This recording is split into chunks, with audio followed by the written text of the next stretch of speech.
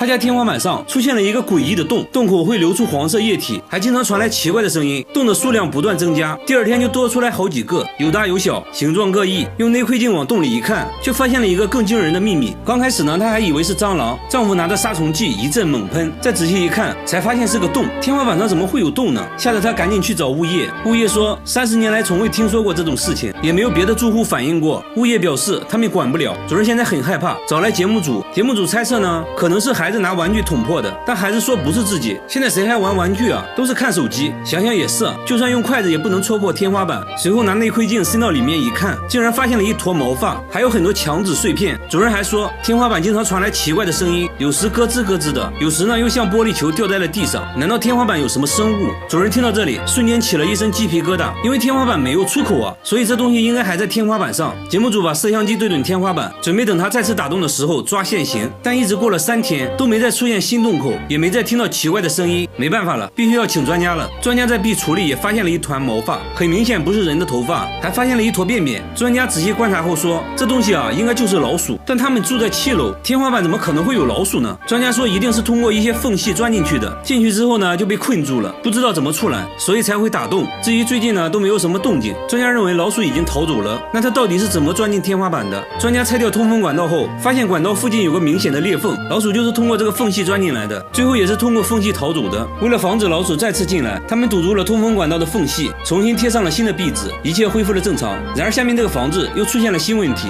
在海边一座孤零零的房子里，每天都会传来哧啦哧啦的声音，房子外面还有个神秘的图腾，看着非常诡异。有人说房子里住着海王，声音是他磨三叉戟时发出的。工作人员才不信，壮着胆子上前查看，发现大门竟然是开着的。不怕死的工作人员走了进去，里面一片漆黑，突然灯就亮了，映入眼帘的就是用胶带铺成的地板，用了2种颜色的胶带交叉覆盖，形成了特殊的花纹。抬头一看更夸张，房子的墙壁全部贴上了绿色胶带。不仅如此，卧室也完全用胶带覆盖。这时主人出现了，不是海王，而是一位老奶奶。奶奶说这没有什么大惊小怪的，自己喜欢这样的装修风格，足足用了4年才全部完成。那外面的图腾代表着什么？奶奶说图腾没什么特殊含义，是这个房子的装修图，自己就是按照图腾来装修房子的。但每隔一段时间，胶带就会失去光泽，奶奶就会重新贴一遍新胶带，不一会儿就用完了1卷胶带，还说1周就要用掉300卷。打开橱子，里面存放了大量胶带。她为什么会有这种迷惑行为？原来40年前她的身体出现了问题，以至于不能出门，为了锻炼身体，才决定用胶带装饰房子，顺便呢锻炼身体。没想到现在身体越来越健康，所以就坚持每天贴胶带了。但是要论迷惑行为，还得看下面这位大叔。这座公寓每到深夜就会叫，公寓的住户苦不堪言。有人说听起来像青蛙在叫，又像是什么东西在楼梯上跳。节目组循声来到一位住户家里，只见声音越来越大，打开灯后让人哭笑不得，原来是大叔磨牙的声音，磨的那叫一个响。